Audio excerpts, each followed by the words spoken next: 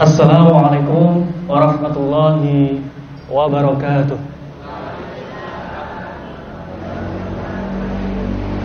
Innal hamdalillah nahmaduhu wa nasta'inuhu. Gantian. Innal hamdalillah nahmaduhu wa nasta'inuhu wa nastaghfiruh wa na'udzu billahi min shururi anfusina wa min sayyiati a'malina. Man yahdihillahu fala mudhillalah wa man yudlil fala hadiyalah. Asyhadu an la ilaha illallah wahdahu la syarikalah wa asyhadu anna Muhammadan abduhu wa rasuluh. Allahumma shalli wa sallim ala Muhammad wa ala alihi wa sahbihi wa man tabi'ahum bi ihsan ila yaumiddin. Yang kami hormati para pepundan kini sepuh, para sesepuh Masjid Takmir Masjid Nurul Huda nggih, Glondong Nurul Huda 19, serta bapak-bapak, ibu-ibu, teman-teman nggih, jamaah Masjid Nurul Huda Glondong yang semoga dirahmati Allah. Alhamdulillah pada kesempatan sore hari ini kula saged silaturahmi mriki nggih, yang sebelumnya mungkin hanya berinteraksi dengan Mas Hendika di komunitas kolaborasi Masjid Berdaya. Jadi sebelumnya kita sekolah selama 3 bulan Bapak Ibu. Sekolah selama 3 bulan di Akademi Masjid Pemberdaya. Nah, di situ kita dilatih ya, dibagikan ilmu cara memakmurkan masjid oleh para senior-senior ya dari masjid-masjid yang sudah makmur, seperti Masjid Jaukaryan, kemudian Masjid Kapal Munzalan di Pontianak, Masjid Al-Falah Sragen, dan berbagai macam masjid percontohan yang kemudian mengisi berbagi ilmu, membagikan ilmu kepada kita cara memakmurkan masjid. Nah, dari interaksi itu kemudian kenal Mas Hendika, kemudian hingga pada akhirnya dijawil Mas Tommy besok membersamai di Masjid Nurul Huda. Bismillah ya. Bahkan katanya Mas Sandi itu membuat panggung ini katanya niru masjid saya Pak Bu, katanya. Tapi saya nggak tahu benar atau enggak gitu. Dulu tahun kemarin sampun nonton panggung dereng Bapak Ibu? Belum ya, alhamdulillah. Jadi ada kemajuan, peningkatan ya. Ya. Memasuki hari ke berapa Ibu? 16 nih. Berapa? 26. Oh 16, oke. Jangan buru-buru Bu, ya. Sabar. Gitu. 16 puasa ya, alhamdulillah. Semoga Bapak Ibu sekalian diberikan kesehatan Allah dan keistiqomahan sehingga bisa maksimal sampai akhir menjalankan ibadah Ramadan. Nggih, Bapak Ibu, biasanya mendekati hari Lebaran itu kadang yang terfikir oleh kita adalah bagaimana kemudian siap-siap untuk mudik ya, mudik Lebaran. Nah, bagi yang mudik Lebaran yang punya saudara di berbeda kota, maka kemudian biasanya mempersiapkan kira-kira apa oleh-oleh yang mau dibawa, mau bawa baju berapa style, nggih Bapak Ibu nggih. Kemudian siapa aja ponakan yang mau dibagiin THR gitu ya. Kemudian apalagi Bapak Ibu, anggaran untuk kesana dan sebagainya. Jadi persiapan menjadi bekal kemudian untuk kita mempersiapkan menyambut Lebaran dan mudik. Nah, sama Bapak Ibu sebagaimana dengan di bulan Syawal, Lebaran, kita mempersiapkan segala sesuatunya. Sebegitu pula seharusnya kita mempersiapkan kehidupan kita untuk kembali kepada Allah Subhanahu wa taala. Karena cepat atau lambat Bapak Ibu, kita akan kembali kepada Allah. Nah, maka perbekalan itulah yang perlu kita kumpulkan berupa amal soleh. Nah, pada sore hari ini kami menawarkan sebuah program bernama MKM ya, Masjid Keluarga Masyarakat. Monggo kita ulangi sareng-sareng Bapak Ibu, Masjid Keluarga Masyarakat. Okay. Konsepnya seperti apa? Ini adalah ikhtiar takwa bersama-sama ya untuk masuk surga bersama. Jadi, tapi sebelum itu semuanya Bapak Ibu, izin menyampaikan dulu ataupun bertanya nih, apa sebenarnya tujuan dari pendidikan atau apa tujuan dari pembelajaran Bapak Ibu? Mungkin ada satu atau dua yang sakit mewakili menjawab. Ibu yang paling depan tengah. Ya, jenengan Ibu. Apa tujuan pendidikan atau belajar? Nggih Ibu. Mencari ilmu. Oh nggih. Saya sebenarnya nunjuk yang tengah di jauh sampingnya. Nggih, terima kasih Ibu. Mencari ilmu dan berbagai tujuan lainnya. Bagus sekali Ibu. Apa tujuan belajar sebenarnya? Nah, M yang pertama sebenarnya bisa berarti masjid, bisa berarti madrasah, bisa berarti majelis ilmu atau majelis taklim, atau bisa juga M-nya adalah muamalah atau kegiatan pekerjaan kita sehari-hari.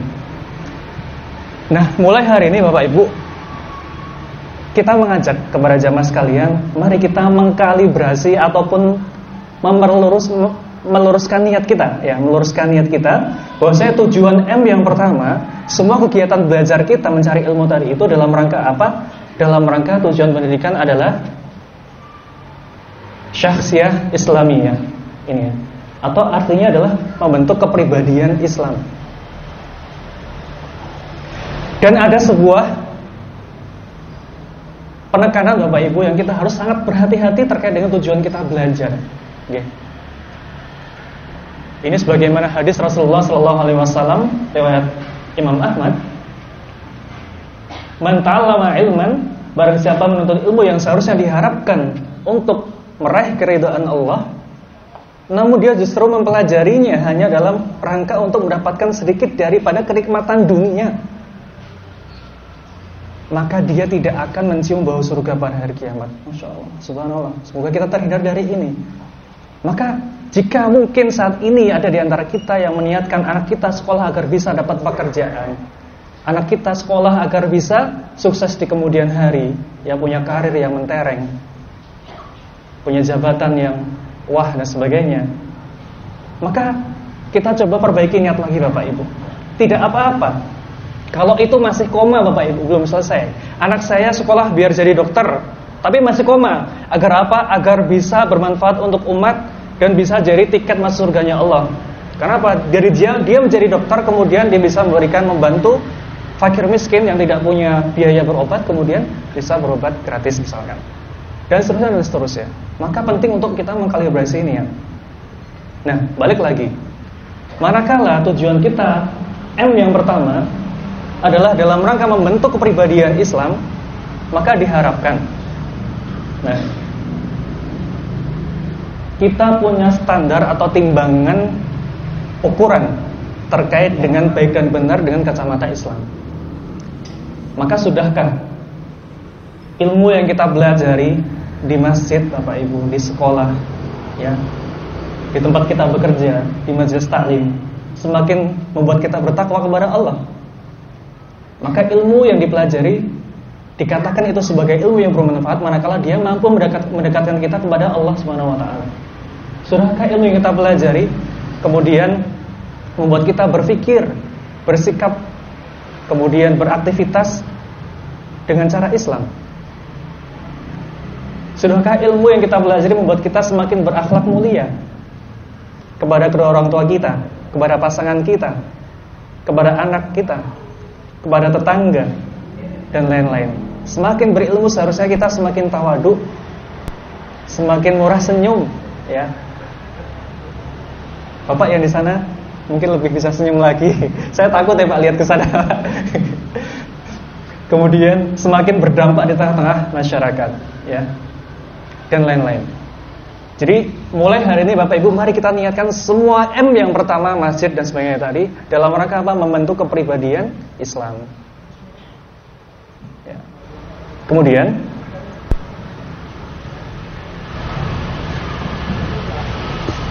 masih ada waktu 20 menit kurang lebih sebelum azan, ya.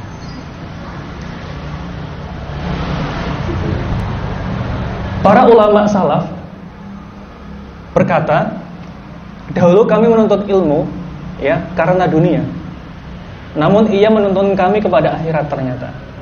Nah, Bapak Ibu, semakin kita berilmu, idealnya, ya, itu semakin membuat kita semakin mengenal Allah dan semakin membuat kita semakin bertakwa kepada Allah. Bahkan, ya, ternyata para ilmuwan di barat sana Bapak Ibu, karena dia belajarnya itu mentok sampai ke akar-akarnya, ya, semakin dia belajar, semakin ternyata kemudian dia mengenal yang namanya Tuhan. Yang sebelumnya mereka yang namanya ateis, tidak punya Tuhan, tidak mengenal apa itu Tuhan, siapa itu Tuhan. Kemudian semakin belajar, mereka kemudian semakin tunduk kepada Allah dan akhirnya bersyahadat. Contohnya misalkan ini ada Dr. Maurice Bucaille, ahli bedah, ya. Suatu ketika ditemukan mumi Fir'aun Bapak Ibu di Mesir ya. Kemudian diterbangkanlah mumi itu ke Prancis. Lalu diteliti oleh Dr. Maurice Bucaille yang sebelah kiri, yang sebelah kanan ya. Dan kemudian ketika beliau meliti itu, beliau pengen tahu apa sebenarnya penyebab kematian si Fir'aun ini, mumi Fir'aun ini. Karena beliau adalah ahli bedah. Kemudian ternyata ditemukan di situ kandungan garam di dalam tubuhnya. Akhirnya dalam konferensi internasional, Dr. Maurice Bucaille ini membawa hasil penelitiannya dan mau disampaikan. Lalu ketemulah di situ seorang pemuda Muslim, ya, ngobrol tipis gitulah, ngobrol tipis-tipis. Ini ditemukan garam di dalam tubuhnya.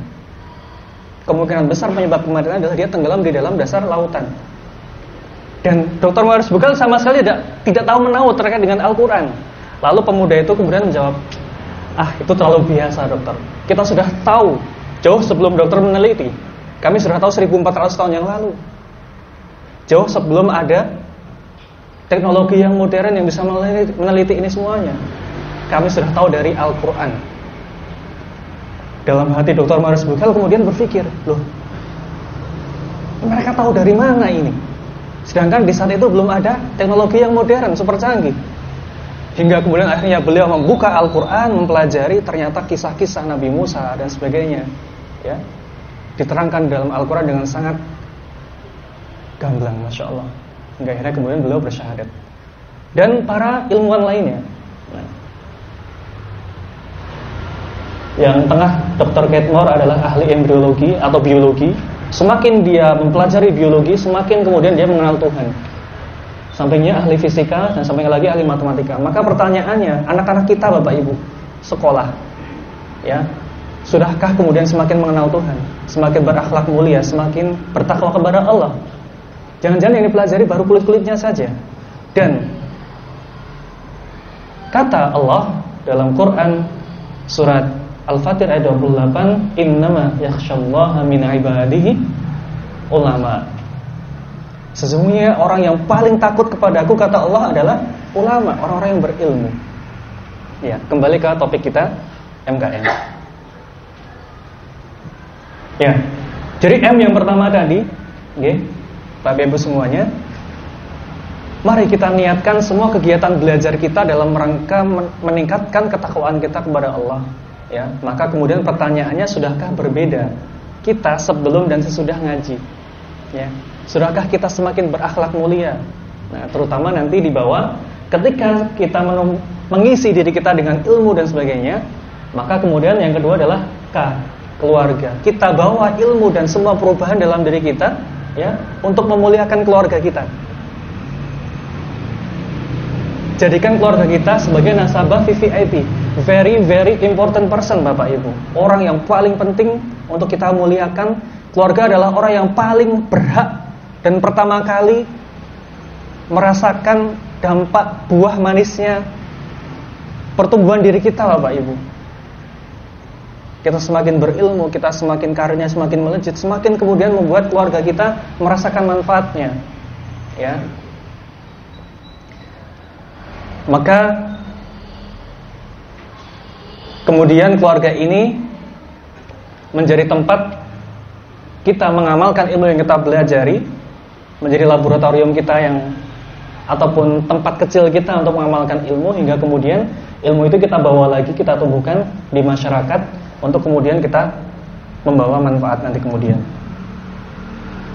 Jadi ini adalah siklus kehidupan yang kita jalani, ya. Maka kemudian pertanyaan adalah, kenapa masjid yang pertama, MKM itu masjid? Karena masjid ini adalah, Bapak Ibu, ini saya juga membawa buku, ya, buku yang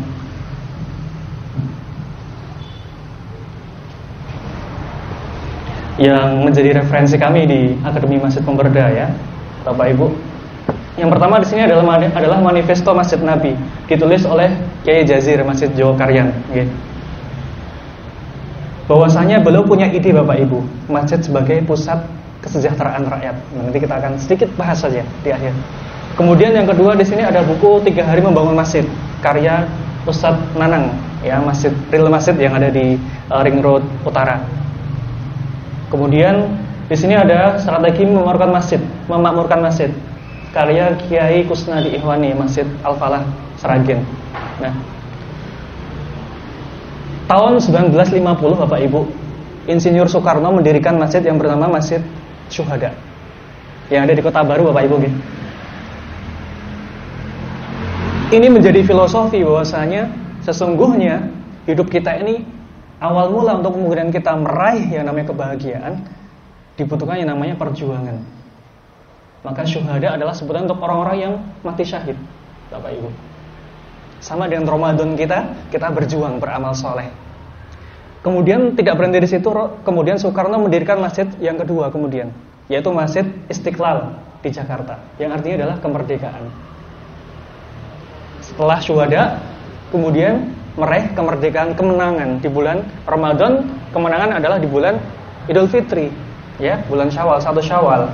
Dan kemenangan itu hanya akan dirasakan oleh mereka yang berlelah payah, bersusah payah ketika bulan Ramadan Bapak Ibu.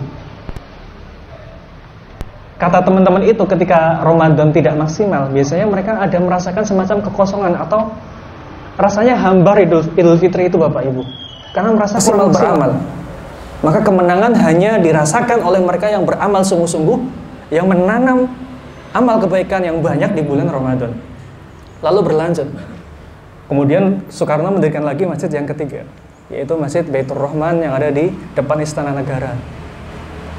Diharapkan apa? Pasca kemerdekaan, ya, Indonesia bisa mengisinya dengan pemerintahan yang kemudian memperhatikan rakyatnya dengan kasih sayang. Baitur Rahman diharapkan. Ternyata nggak cukup Baitur Rahman saja. Kemudian mendirikan masjid yang selanjutnya adalah Masjid Salman yang ada di ITB, Institut Teknologi Bandung. Diharapkan memakmurkan ataupun mensejahterakan rakyat, ya, dengan kasih sayang Baitur Rahman tadi. Dibutuhkan yang namanya imtak dan iptek katanya. Ilmu dan ketakwaan, imtak, serta ilmu pengetahuan dan teknologi. Maka di ITB dibangun Masjid Salman. Nah, kita sejatinya nanti akan masuk pembahasan nanti di masjid. Kita tidak akan bisa memakmurkan masjid dengan optimal kecuali dengan perantara ilmu. Nah, sampailah seperti itu. Kenapa kemudian masjid yang pertama kali?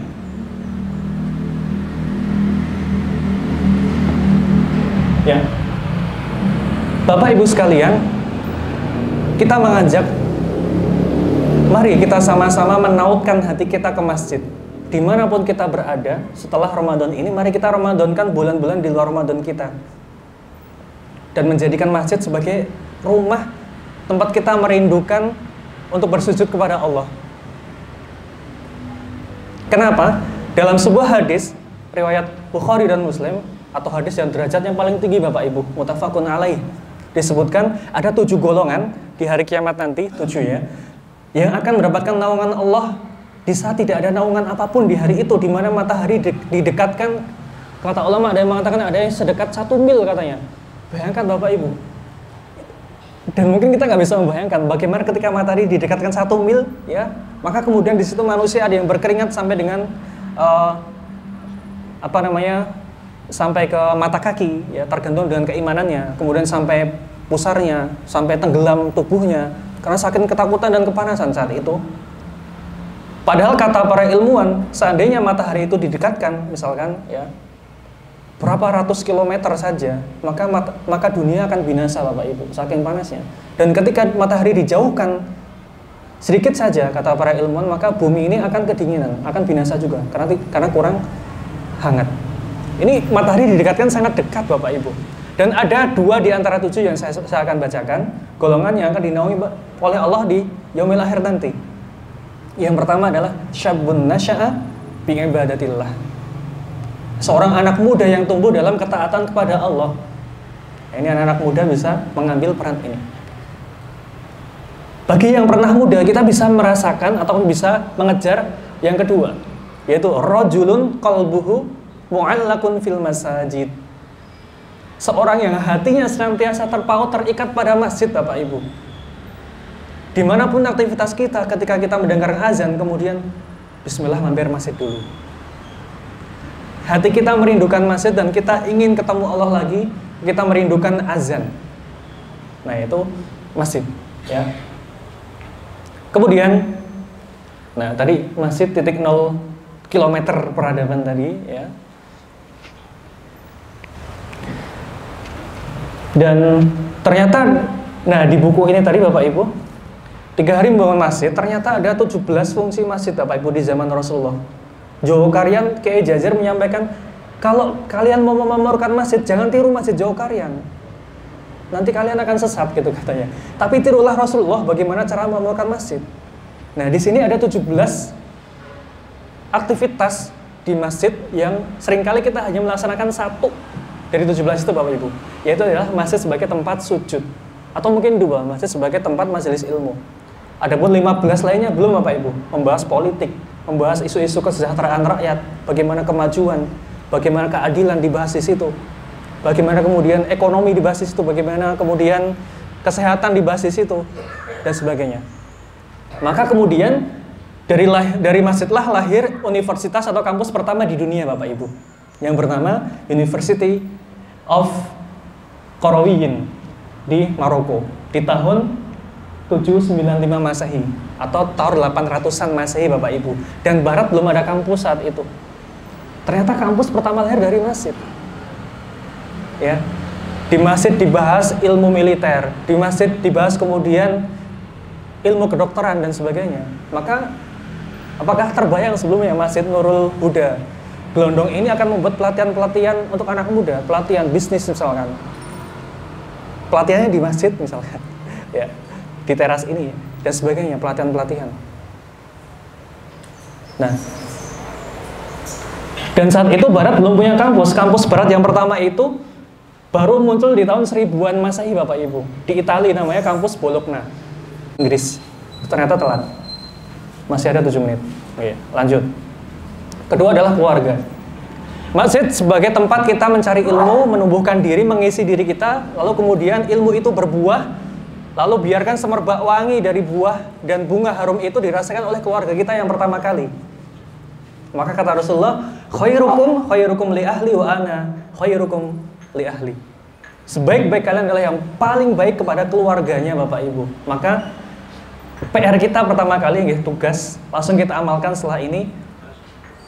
Kalau bisa Bapak Ibu, dalam hidup kita jangan pernah kita teriak kepada istri atau pasangan suami kita atau kepada anak kita. Udah PR-nya itu aja. Komunikasikan, yang penting pesannya tersampaikan.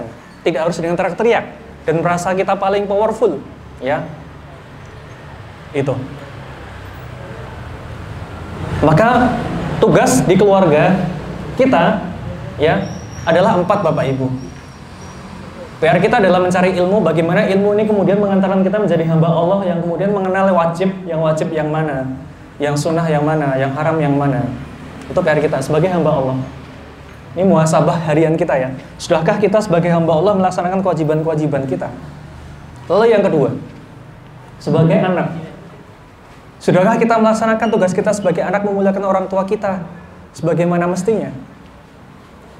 Dan orang tua kita ada 2 Bapak Ibu, yaitu orang tua kita kandung dan mertua kita. Kemudian sebagai suami atau istri, sudahkah kita memuliakan suami atau istri kita? Saya pernah diskusi dengan teman, ya, menarik sekali yang dia sampaikan terkait dengan konsep fastabiqul khairat, pasangan suami istri. Jadi bagaimana suami istri itu bisa berlomba-lomba saling melayani, bukan minta dilayani Bapak Ibu. Nah, ini PR kita nih. Bagaimana kita berlomba-lomba melayani atau berfastabiqul khairat, berlomba-lomba dalam kebaikan, bukan untuk minta dilayani, ya. Pekerjaan di rumah tangga itu banyak. Kita tidak menunggu kemudian pasangan kita membuatkan kita minum atau memasakkan makanan, tapi bagaimana kita misalkan lebih dulu membuatkan air minum misalkan. Itu contoh saja. Berfastabiqul khairat. Karena apa? Kita raih adalah pahalanya Allah yang kita cari. Ini rasanya saya seperti menggarami lautan Bapak Ibu ya. Bapak Ibu lebih senior gitu. Saya baru usia pernikahan baru 7 tahun gitu. Kok bahas masalah rumah tangga? Ya, kembali lagi ke selanjutnya adalah ayah. Bagaimana tugas kita mendidik anak kita mengenalkan anak kita kepada Allah dan mendoakan dia. Ya. Ini adalah pilar keluarga. Nah, jadi yang kedua, K ya, MKM, K adalah keluarga. Bagaimana kita jadikan keluarga sebagai nasabah VVIP kita yang paling berhak merasakan manfaat sebelum orang lain merasakannya. Lalu baru kemudian kita berlanjut ke masyarakat. Nanti pertanyaan kemudian adalah, sudahkah ada perbedaan sebelum dan sesudah kita mengaji? Oke. Sudahkah ibu-ibu ketika kemudian mengaji, ketika pulang di rumah itu menyambut para suami berdandan dengan cantik gitu, misalkan. Jangan sampai suami pulang, ibu-ibu itu masih bajunya lecek ya kan, kayak kumbahan bahasa orang Jawa tuh ya. Kemudian baunya bau bawang ya dan sebagainya gitu. Kasihan suami. Jadi padahal ketika ibu dandan cantik untuk suami di dalam rumah itu pahalanya luar biasa. Dan itu akan membuat suami senang, insya Allah. Lanjut. Puntual ya Pak. Saya jadi ingat jadi perkataan Ibnu Somad. Ibnu Somad, Syekh penasihat Sultan saat itu atau kekhalifahan Harun Ar-Rasyid ya. Harun Ar-Rasyid bertanya kepada Syekh Ibnu Somad, "Wahai Syekh, di usiamu yang sekarang apa kesan-kesannya di usiamu yang sekarang?" Usia 70 tahun gitu Bapak Ibu. Katanya yang pertama, "Wahai khalifah, yang pertama adalah saya ketika dulu muda itu saya bisa makan sepuasnya, tapi ketika saya tua, saya makan banyak itu udah bosen dan udah nggak bisa milih banyak makanan lagi." Satu. Kemudian yang kedua, saya terhadap wanita itu sebenarnya masih tertarik, cuman ketertarikan saya sudah semakin menurun ketika melihat wanita yang sampun sepuh. Sedangkan wanita-wanita muda sudah nggak mau sama saya. Itu deritanya si Syekh. Dan yang terakhir, ini yang paling berat wahai Sultan, wahai Khalifah. Saya ketika malam itu sulit sekali terpejam untuk tidur. Tetapi begitu saya datang ke majelis ilmu, rasanya mata saya sulit sekali dibuka gitu katanya. Karena faktor usia tadi. Baik lagi ke masyarakat yang terakhir, M yang terakhir ya. Semua kegiatan keilmuan kita, maka kalau di kampus itu Bapak Ibu di kampus ada 3M, 3P ya, penelitian, kemudian pendidikan dan pengabdian. Pengabdian di masyarakat. Maka Masjid Nurul Huda Gelondong mengundang para alumni, para sarjana-sarjana, mari memamurkan masjid bersama-sama. Ya, karena khairun nas anfa'uhum linnas, kata Rasulullah. Sebaik-baik kamu adalah yang paling banyak manfaatnya untuk sesama. Atau dalam kaidah yang lain, qimatul mar'i tu'tabaru bi'ataihi lil ummah. Nilai seseorang, value seseorang dilihat dari seberapa besar dampak dia untuk umat. Dan jangan sampai kita kemudian uju-udu keadamihi Bapak Ibu. Ada tiadanya kita itu nggak membuat orang lain mencari kita. Ada tiadanya kita tuh nggak ngefek gitu. Karena keberadaan kita nggak ada dampaknya. Maka Ustadz Abu Fatih ya Al-Adnani ataupun Ustadz Abu Umar Abdillah dalam buku Muslim Hebat, di sana ada nisa haula Rasul atau wanita-wanita sahabiyah Rasul yang diangkat dalam sejarah. Disebut di situ adalah tukang sapu Bapak Ibu. Ketika tukang sapu ini, saya lupa namanya, meninggal dunia, Rasulullah tidak mengabari, para sahabat tidak mengabari Rasulullah. Lalu Rasulullah yang biasanya melihat, kok ini nggak ada, baru siang harinya kemudian atau di waktu kemudian nanya ke para sahabat, kemana wanita ini gitu. Bahkan tukang sapu aja diperhatikan Rasulullah karena kontribusinya untuk umat saat itu. Ya, hingga kemudian Rasulullah menegur sahabat, kok kalian nggak ngabari saya? Kemudian datang lanjut ke makam dan mendoakan si wanita ini. Ya, maka Bapak Ibu, sebenarnya saya pengen memutarkan sebuah film Insinyur Solhati ya, cuman sepertinya waktu tidak memungkinkan. Intinya ini ada seorang di Mesir yang ketika pemakamannya dihadiri 500.000 orang karena kemudian dia membangun dari bisnis dia, bisa membangun kampus, membangun sekolah, membangun rel kereta, bahkan keretanya, akses kendaraan di sana, membangun jalan dan sebagainya. Dan karena kebermanfaatan itulah kemudian dia dihadiri atau dicintai banyak orang. Jadi pertanyaannya, kita ingin dikenang sebagai apa Bapak Ibu? Nah, maka di akhir ini saya mengajak Bapak Ibu sekalian mari kita bisa mengikhtiarkan ya berdampak untuk masjid, untuk masyarakat ya.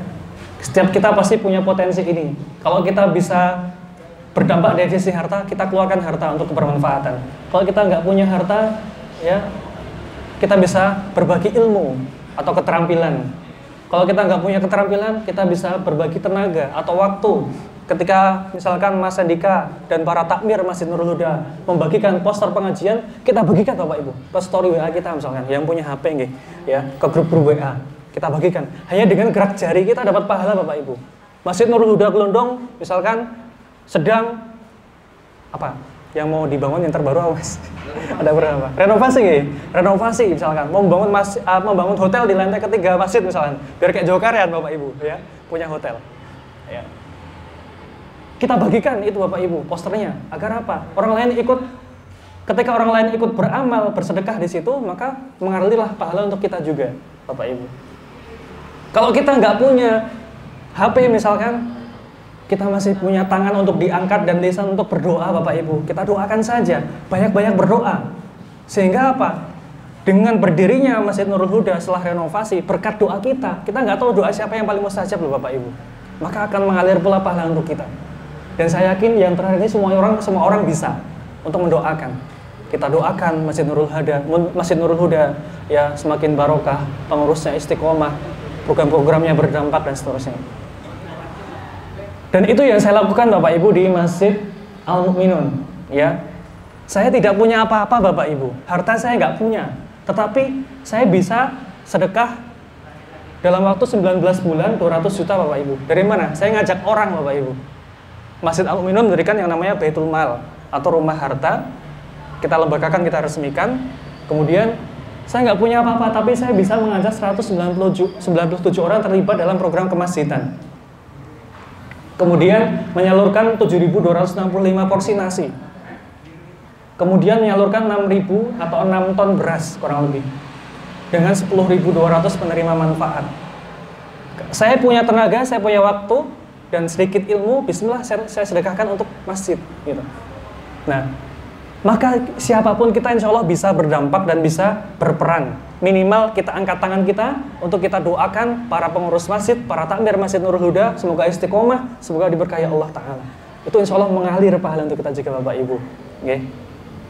Maka mari di akhir ini, karena sebentar lagi sudah mau azan, okay, kita baca bareng-bareng sarang-sarang Bapak Ibu nasihat Kiai Anan dari Ponpes Gua Hiro Masjid Lailatul Qadar Kulon Progo. Jadi beberapa waktu yang lalu saya dan Mas Andika alhamdulillah berkesempatan silaturahmi ke Masjid Lailatul Qadar yang menginap di sana, dan ada oleh-oleh yang saya foto Bapak Ibu. Kalimatnya menarik sekali terkait dengan peran kita, dampak kita ya. Bahwasanya kita bisa berdampak gitu. Kenapa berdampak? Karena ini adalah amalan yang paling dicintai Allah. Kembali lagi tadi, kita mau pulang ke kampung akhirat, kita butuh bekal, dan bekal terbaik kita adalah diantaranya adalah ini. Ahabun nas ilallahi ta'ala anfa'uhum linnas. Manusia yang paling dicintai Allah adalah yang paling memberikan manfaat bagi sesamanya. Orang nggak peduli harta kita berapa banyak, jabatan kita seperti apa, seberapa tampan kita, seberapa berilmu dan berderetnya gelar titel kita. Tapi orang yang peduli adalah apa manfaat kita untuk orang lain Bapak Ibu. Sadar bahwa kurang 2 menit. Oke, siap, terima kasih.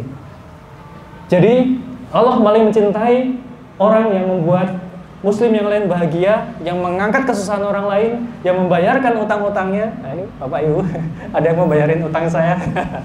Betul. Kemudian menghilangkan rasa laparnya dan seterusnya. Maka mari kita baca bareng-bareng sebagai penutup majelis pada sore hari ini ya, yang atas saja Bapak Ibu. Ini sakit bahasa Jawa semua nggih. Bapak Ibu, nanti yang nggak bisa Jawa bisa tak bacakan terjemahnya. Monggo sareng-sareng. Ada buka puasa terlambat. Oke. Wong sugih kuwi, monggo. Sejatine wong sing ora duwe apa-apa tur iso apa-apa. Apa meneh nek duwe apa-apa.